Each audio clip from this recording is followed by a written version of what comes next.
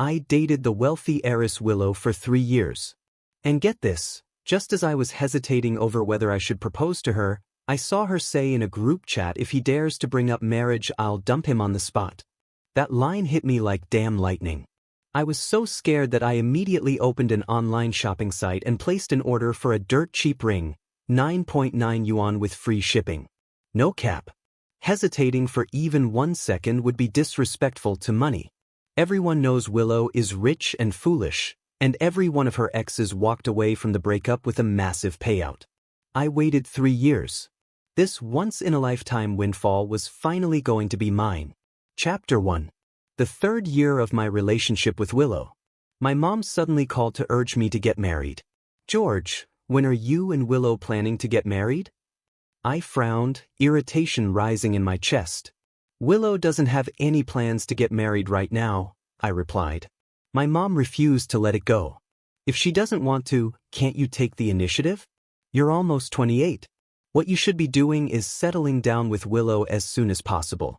Back when I was sick, if Willow hadn't pulled strings to find a doctor to operate on me, I might already be dead. And your dad's company would have gone under long ago without her. Girls like Willow don't come around often. You absolutely can't miss your chance. When it's time for a man to take the initiative, he needs to step up. After hanging up, I sat on the couch in a daze for a long while, feeling low-key numb. Then Willow came in. Her fair, slender arms wrapped around my waist, snapping me back to reality. I turned my head. The face that once made me lose myself slowly filled my vision. Her full rosy lips drew close to me. As our breaths mingled, I caught a trace of a woody scent that didn't belong to her. I'd been smelling it on her for 3 days in a row. That morning before she left the house, she had still smelled of fresh gardenias. I thought about this as I leaned back onto the couch. Willow pressed close to my ear, her voice hoarse with unspent desire. Am I not kissing you deeply enough? What are you thinking about so hard? I didn't want to deal with her. I closed my eyes and said nothing. When Willow tried to go further, I stopped her hand. I'm really exhausted from work today. She frowned and clicked her tongue, then stood up decisively. Not long after, the sound of running water came from the bathroom. I adjusted my rumpled collar and let out a long breath. My gaze swept around and landed on the phone she'd left on the couch. The screen suddenly lit up with a new message. I picked up the phone. Someone in her close friends group chat had tagged her, if you're going to break up, give me a heads up. I quite like his type. My heart jolted violently. I tilted my head, listening to the steady sound of water still coming from the bathroom. I opened her group chat. Messages kept pouring in one after another. Willow, have you suddenly changed your nature or what? You actually kept this boyfriend for 3 years. Maybe you're planning to settle down and get married. Willow replied, married? Don't be ridiculous. I have no such plans. In my eyes, he's just something to kill time.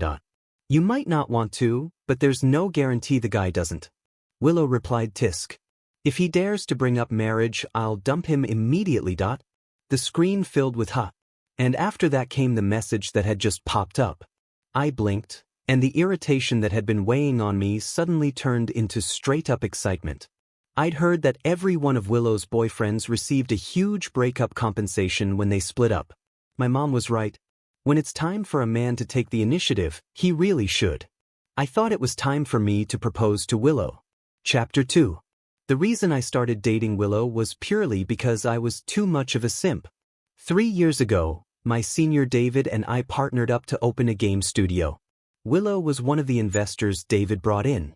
In the early days of the business, facing our financial backers, both David and I bent over backward to please them. Because I was especially good at reading people's moods, I out-simped David just a little. As a result, Willow misunderstood and thought I was pursuing her. At one dinner gathering as usual, I spent the whole night drinking on Willow's behalf because she couldn't hold her liquor.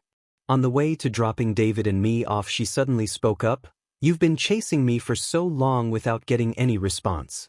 Must be exhausting." I was dizzy from the alcohol and asked blankly what we happened to stop at a red light. Willow turned to look at me. That intoxicating face of hers was filled with undisguised arrogance. "You don't need to feel embarrassed. A lot of people like me and a lot of people pursue me. I immediately realized she had misunderstood and started to explain, "You've misunder." The next second David, who had passed out drunk against the seat back, lost his balance and collapsed onto me. The sudden pain instantly reminded me of one crucial fact: Willow was our investor. So I fell silent. When Willow parked the car in the underground garage of the apartment complex, her hands rested on the steering wheel. Her long black hair fell casually across her forehead. Beneath her delicate brows were eyes so deep they were unfathomable. Her refined features looked cold, alluring, and effortlessly detached. In the night she let out a soft laugh and advised me, "You should know I've dated many men. You should also know there's someone I've always kept hidden in my heart. I won't accept you, so give it up." I didn't want to lose her investment, so I stayed silent. But that silence instantly turned me from a humble party bee in a modern workplace drama into a full-blown simp in a trashy romance story. David wasn't wrong. She had already rejected me anyway. I stupidly believed him and continued to fawn over Willow in the same submissive, client-pleasing way. Then one day Willow's brain suddenly seemed to malfunction. She unilaterally announced that she had accepted my pursuit. David said again, "It's fine, it's fine." Her longest relationship was only 3 months. And every one of her ex-boyfriends got a huge breakup payout. Thinking of Willow's unparalleled beauty, that slim waist, curvy hips, and long legs, the massive breakup compensation, and my parents constantly pushing me to go on blind dates, I admit it. My heart wavered. Half pushed, half willing, I agreed to David's terrible idea. And then 3 years passed. My mom even started urging me to get married. Willow still hadn't dumped me, nor had she shown any concrete cheating behavior. Even the rumored crush of hers in Germany never appeared. Fairly speaking, over these 3 years, aside from not loving me, Willow fulfilled her duties as a girlfriend quite well. She could hold her own in formal settings and was more than capable in private. When my mom fell ill and couldn't get a hospital bed, she solved everything with a single phone call.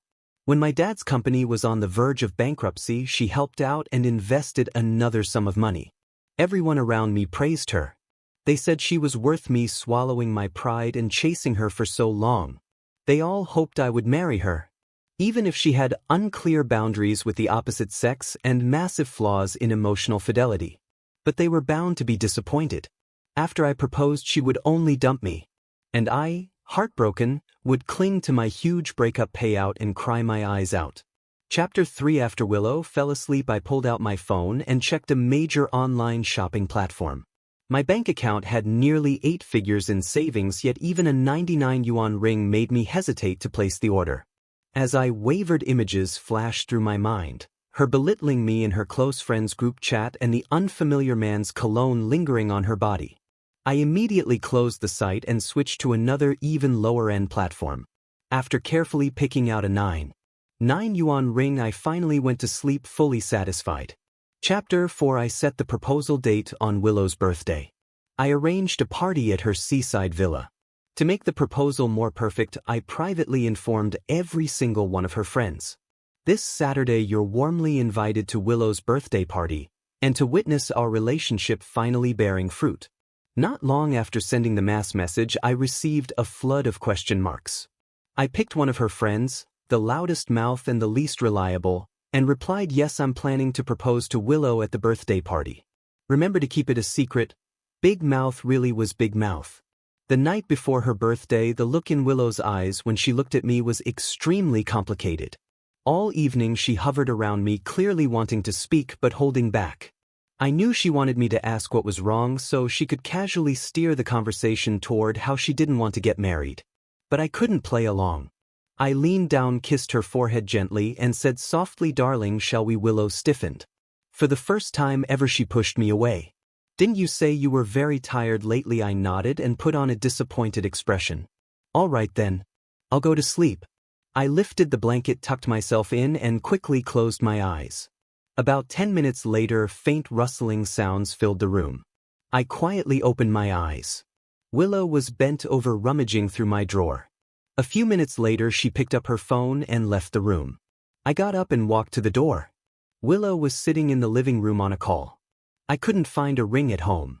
Are you sure he's proposing tomorrow? Whatever the person on the other end said made Willow visibly irritated. If he really dares to force a proposal in public, I'll break up with him on the spot and make him lose face in front of everyone. Hearing this, I returned to bed and lay down comfortably. Chapter 5. That Saturday, I opened the package delivered by the property manager, took out the ring, and drove straight to the villa. No flowers. No gifts. I brought only a sincere heart to celebrate Willow's birthday. That night the party was crowded. Everyone who knew the truth looked at me strangely. Pity. Contempt.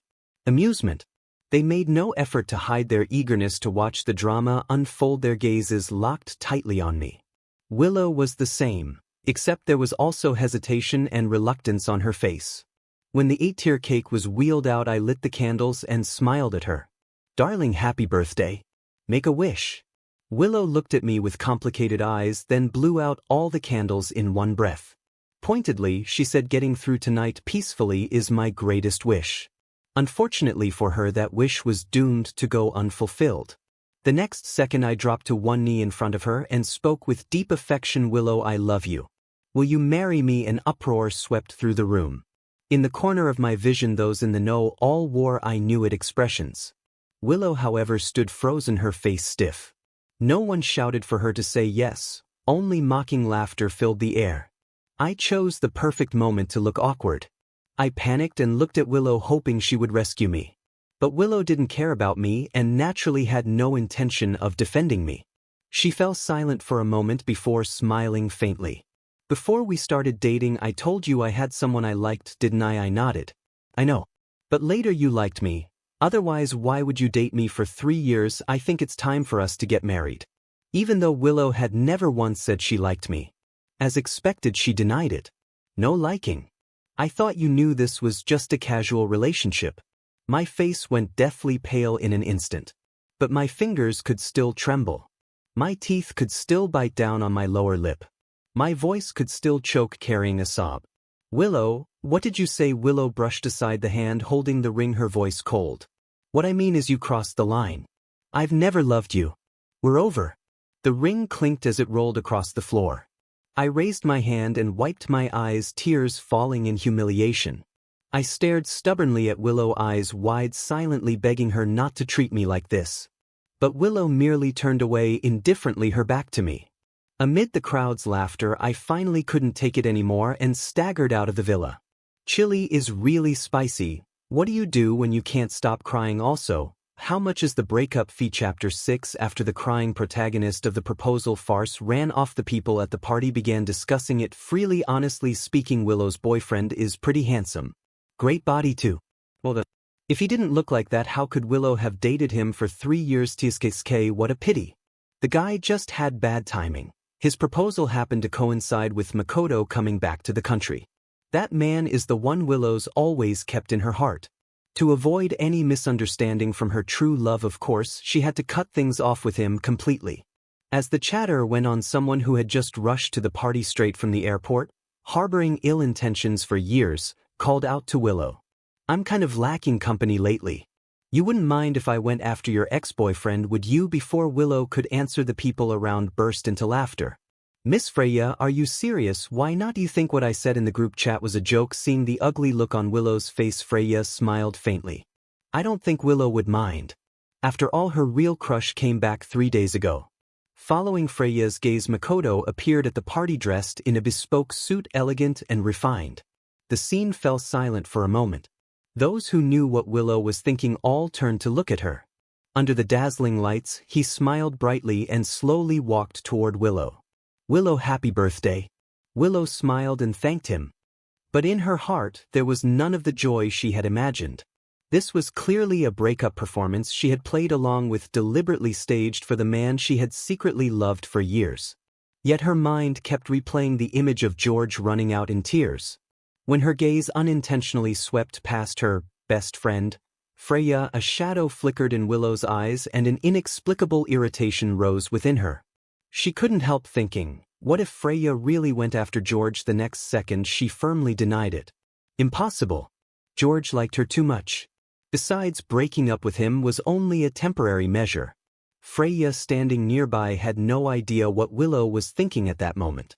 She swirled her wineglass, hiding in a corner as she smiled and watched the seemingly perfect pair before her.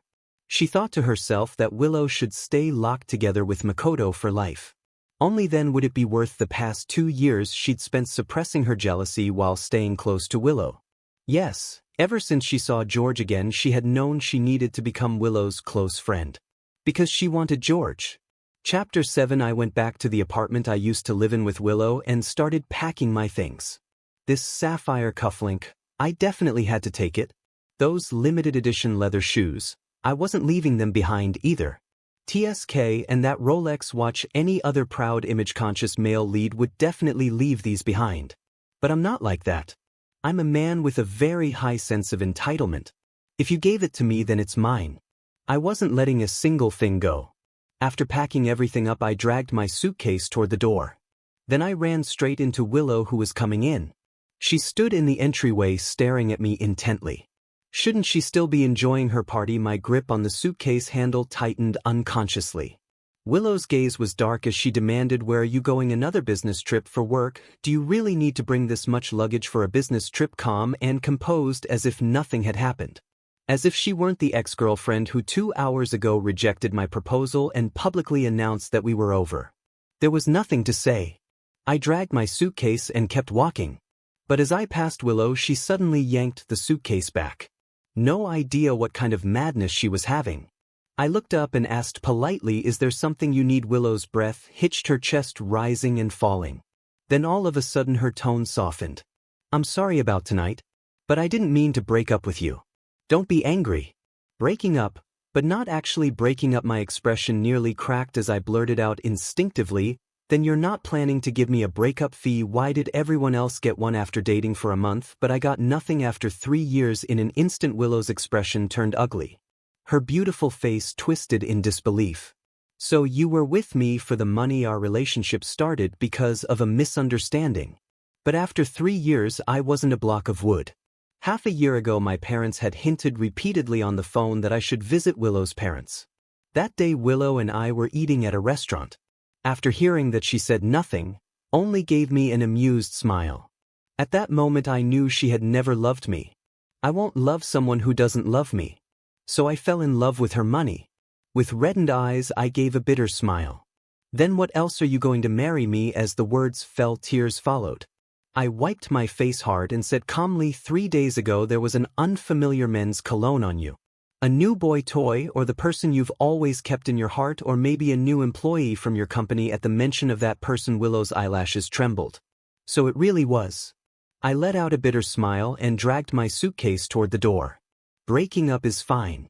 I'm making room for you. I know when to leave, just remember to transfer the breakup fee to my card." Willow took a deep breath and blocked the doorway. Today's breakup was just an act for him to see. "I never meant for you to leave. Everything stays the same." That was the first time I truly grasped how shameless Willow could be. I laughed in anger and slapped her across the face. "You dump me and expect me to be your side piece? Dream on." With the handprint on her face, Willow's expression instantly turned livid. "Don't push your luck. Once you leave there's no turning back." She said it with agitation, even kicking my suitcase away violently. The suitcase hadn't been latched properly. Gifts she'd given me spilled all over the floor. Among them was a pair of clay figurines. We'd had them made last year while traveling, little figures molded in our likeness at a small town. At a brightly lit ancient town night market, she had dragged an awkward me onto an old time-worn bench. The old craftsman making the figurines had laughed cheerfully and praised us. "Young man and young lady, you're both so good-looking, perfect match. I'll make you a pair of figurines and guarantee your love lasts forever." His craftsmanship was good. His judgment was not. Willow and I were never meant to last. And the clay figurines he made were now completely shattered. A relationship that began in error ended in ruin, just like those little clay figures. I should have let go long ago. I bent down and packed everything except the broken figurines back into the suitcase. After closing it, I looked up at Willow and said softly, "I won't come back. It's really over." With a loud bang, the door was slammed so hard it shook the walls. Willow left without looking back. I let out a breath and squatted down, finally relaxing. After a moment's thought I called David. Assign me as the head of the S-City branch. He replied, then you and Willow will be long distance. The person in charge has to stay there for at least half a year. It's fine, I said. We've already broken up. Chapter 8. On the night I arrived in S-City, I received a text notification from my bank. An 8-figure breakup fee. It truly qualified as an astronomical sum. I counted the zeros after the transfer amount and laughed for a good while. Before my mouth could split from smiling too hard, I started looking up online how to become a qualified ex. The most authoritative answer on Jihu said, treat yourself as if you were dead. Cut off all contact with your ex. I blocked Willow's phone number and deleted her on WeChat. After thinking it over, I also unfollowed her on TikTok. Just as I finished doing that, TikTok suddenly pushed a video to me. Inside a luxurious villa under dazzling lights, a beautiful woman was dressed in a black haute couture gown. One hand elegantly held a wineglass, the other rested casually on the sofa. In the noisy environment, she radiated a low-pressure aura of irritation. Even with a sour expression on her face, every movement she made exuded an enviable air of languid elegance and nobility. But just as the atmosphere buzzed with excitement, the crowd around her suddenly parted to form a narrow path. An exceptionally handsome man walked toward her, standing at the center. He smiled warmly and said something I couldn't hear. The previously irritated woman showed a faint smile on her face. The video was posted by one of Willow's friends. I subconsciously glanced at the caption, a golden boy and a jade girl, made for each other. Then I looked at the tags, after countless hardships. Reunited after a long separation. Broken mirrors made whole again. So this was Willow's white knight from Germany. No wonder the woody scent on her had belonged to him. I followed the crowd, tapped a like, and left a comment. Wishing you everlasting happiness. Then I closed my phone, bored. A momentary misunderstanding. 3 years of a relationship. I was calmer than I'd imagined. Even though not long ago in outsiders' eyes Willow loved me very much. She was aloof, but she went to and from work with me. She disliked traveling, but as long as I said I wanted to go, she would accompany me. She didn't like public displays of affection, yet whenever I leaned in to kiss her, she would rise onto her toes first and kiss me back. At the beginning I truly felt nothing for her. But feelings grow with time. I once thought she would fall in love with me the same way I fell in love with her. Unfortunately, she didn't. Fortunately, I loved money more. Everything turned out just right. I closed my eyes and had a good dream. Chapter 9. On the 7th day after Makoto returned to the country, he organized a gathering with friends. Willow was there too. Makoto was the white knight Willow had longed for but never truly obtained. Whenever Makoto appeared, Willow would always appear at his side. If he needed her, she would be there without fail. The only time she failed to do so was not long ago at her birthday party. That day Willow dumped George right in front of Makoto. Yet after George left, Willow found herself distracted. She held Makoto and danced with him. Despite being an excellent dancer, she was absent-minded that night and stepped on Makoto's feet several times. After one song, she even used work as an excuse to leave early. She drove along a familiar road. A friend called her. "You're not regretting breaking up with George, are you?" Willow denied it. Of course not. The one she loved was Makoto. George was nothing more than a way to pass the time. But 3 years were enough for George to leave a mark deep in her heart. Willow felt a hint of reluctance. She thought, George had followed her for so long. She should treat him a little better. For example, quietly keeping him in one of her apartments. As she thought about it, she arrived at the place they had lived together for nearly 3 years. She wanted to share with George the good news that they wouldn't really be breaking up. But George refused. He even asked her for a breakup fee. As Willow sat there in a daze, Makoto noticed. He reached out, took the hand resting on her knee, and smilingly tossed the conversation topic back to her. "Willow, everyone says the apartments over at Shungshur are very livable. Is that why you stay there so often?" Willow recalled that the surrounding business district of that apartment was nothing special. The greenery didn't match the housing price, and the property management was just average compared to other better residences. She didn't actually like it that much. She stayed at Shungshur so often simply because it was more convenient for George's commute. As Willow nodded absent-mindedly, Makoto smiled meaningfully and said to her, "I'm thinking of moving there too." Do you have any recommendations? The friends started to egg them on. What's there to recommend? Just move in together. Makoto looked at Willow and didn't deny. Let Makoto move into the apartment she shared with George. Willow felt some resistance. She smiled gently at Makoto and said okay. She decided she would have her secretary buy another flat in that complex the next day. After the gathering ended, Willow took Makoto back to her apartment in the city center. The two of them tangled together in bed for a long time. After it was over, Willow's body was satisfied, but a hollow emptiness welled up inside her. She missed George. She wondered if he had regretted breaking up with her. At 3 a.m, Willow's longing for George reached its peak. Ignoring Makoto sleeping soundly beside her, she got out of bed. Leaving Makoto's calls behind her, she drove away. The roads were empty with only a few scattered cars. She drove along familiar streets, thinking about what she should say when she saw George again. Say a few soothing words, buy more gifts before she could decide she had already arrived. After hesitating for a long while, she opened the door. An empty, hollow atmosphere rushed toward her. After taking just a few steps, Willow felt something under her foot. She looked down. It was the shattered clay figurine from that day. Panic surged through Willow. She rushed into the room and loudly called George's name. There was no one inside. No response. The apartment seemed frozen in time, stuck at the moment she argued with him and left. A dull, indescribable pain pressed against her heart. George. This time he was really breaking up with her. Chapter 10. On my third day in S City, the video of my rejected proposal was secretly recorded and uploaded to TikTok. For no apparent reason it went viral, over 1 million likes. The comments looked heavily moderated, all unanimously tearing into me. Netizens even gave me a nickname, Simp Master. I wasn't sad. I was actually a little excited. Just as I was about to contact David, he called me first, perfectly in sync. George, a once-in-a-lifetime opportunity is coming. Our new game is about to launch, and you're bringing your own traffic. I've already had people subtly spread the word that the Simp Masters game is launching soon. By then, whether people are scolding you or sympathizing with you for being cheated on, they'll all come take a look. Looks like we can save a huge chunk of marketing budget again. Ha. I barely suppressed the grin creeping onto my face and reminded him indirectly, David, this hype came from me getting my proposal rejected. I'm still heartbroken, you know. Could you show a little compassion? David scoffed with a dismissive eesh.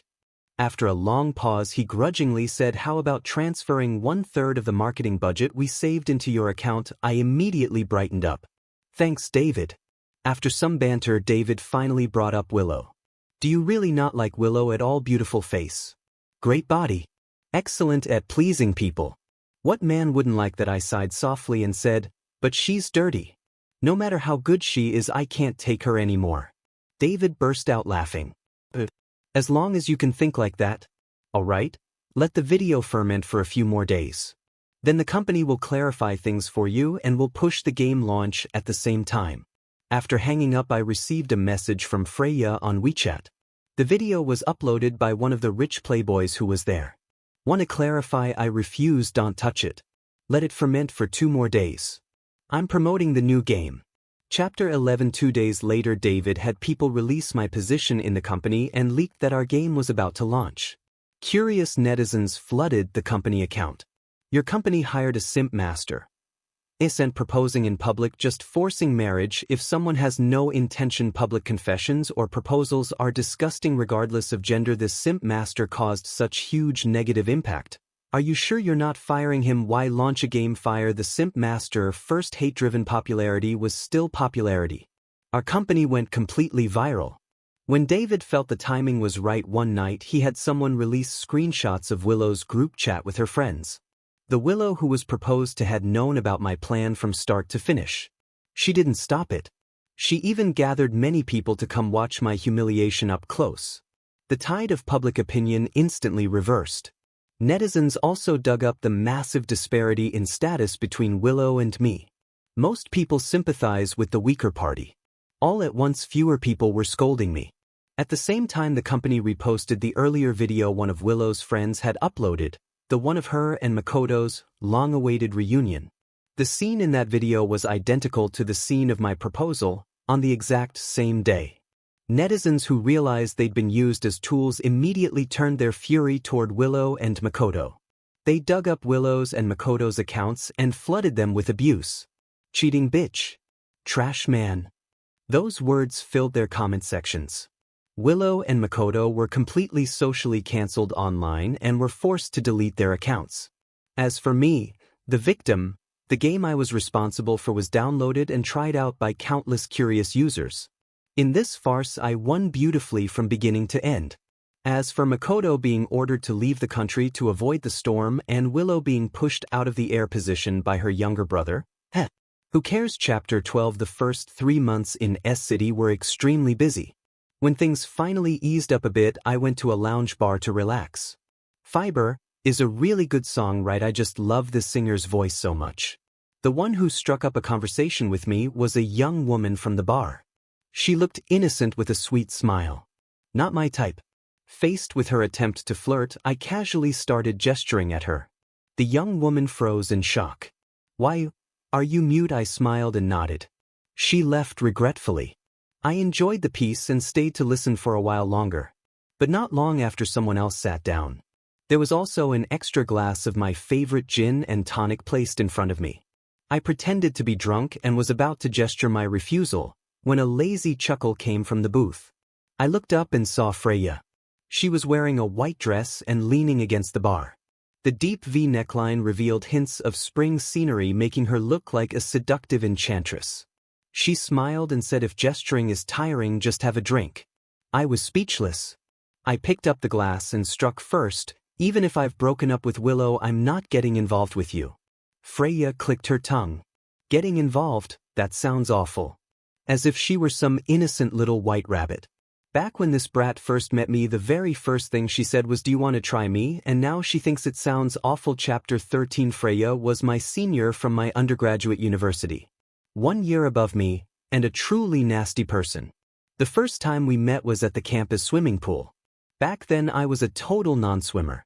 I took advantage of the low turnout during finals week to learn how to swim. Freya was there too.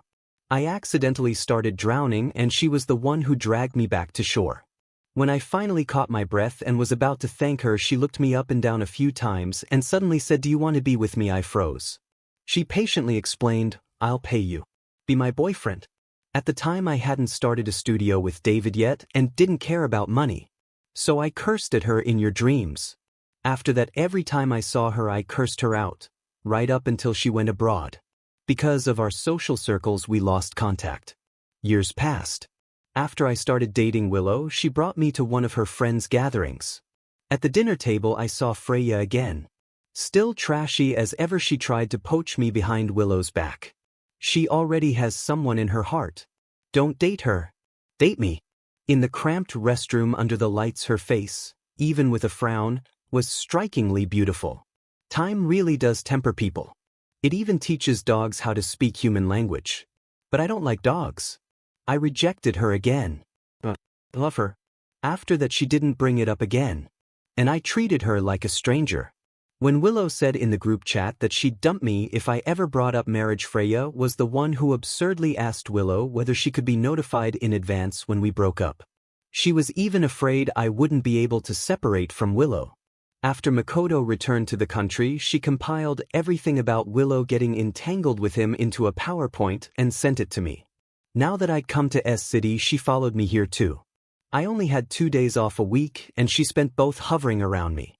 I raised an eyebrow and tilted my head. "You like me?" Freya nodded. "What do you like about me?" Her gaze moved from my face to my chest to my legs. I was dumbfounded.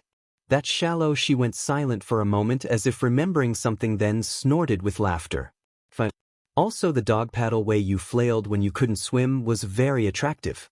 Just as I was about to curse her out, she added, "And you're really handsome. You have a lethal physical attraction to me. The first moment I saw you I knew I wanted to die on you." I rubbed my arms covered in goosebumps and summarized the key point. "So senior, you're just lusting after my body." Freya stayed silent. Freya nodded. The dim lighting of the lounge bar made people's minds sway. Looking at her graceful figure, beautiful face, and the elegance in every movement. This time I didn't curse her. I nodded and asked, "Then do you want to be with me?" Freya froze.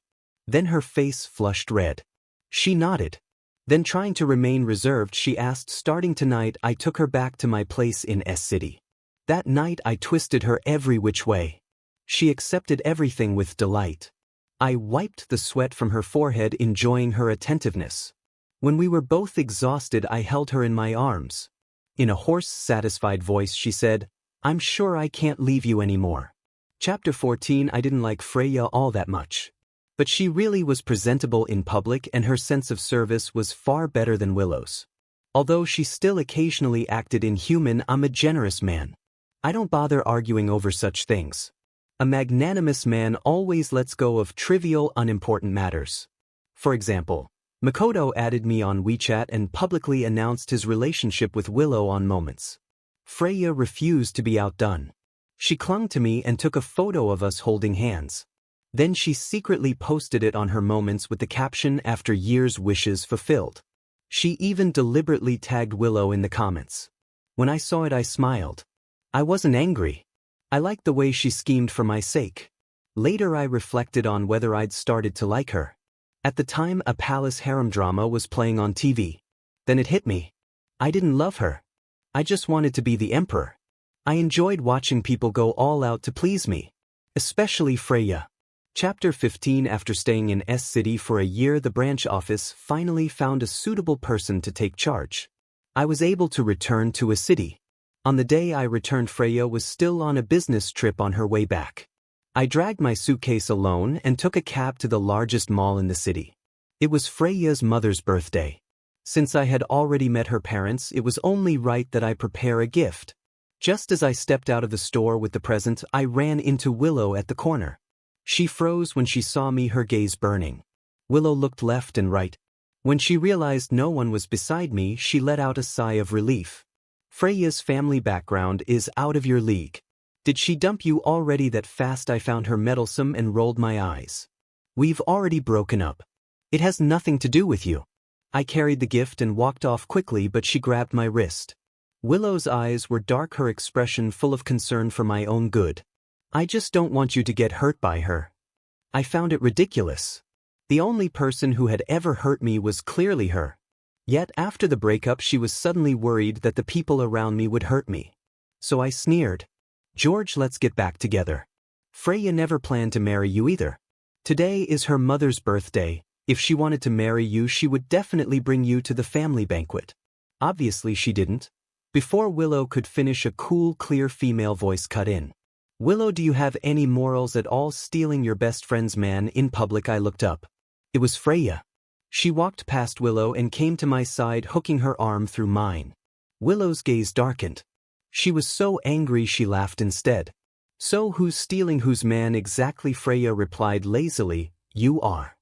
Then she tugged me around and spoke softly in my ear. Husband, there are lots of dishes you love at the birthday banquet. You must be hungry. Let's hurry back. I nodded and let her lead me forward. As we passed Willow, Freya's eyes were full of contempt. She mouthed a silent word at Willow, trash. Leaving Willow behind, she smiled and kissed my cheek. With pointed intent she said, husband, I'm not the kind of trash who doesn't know how to love or who can't even make decisions about their own marriage.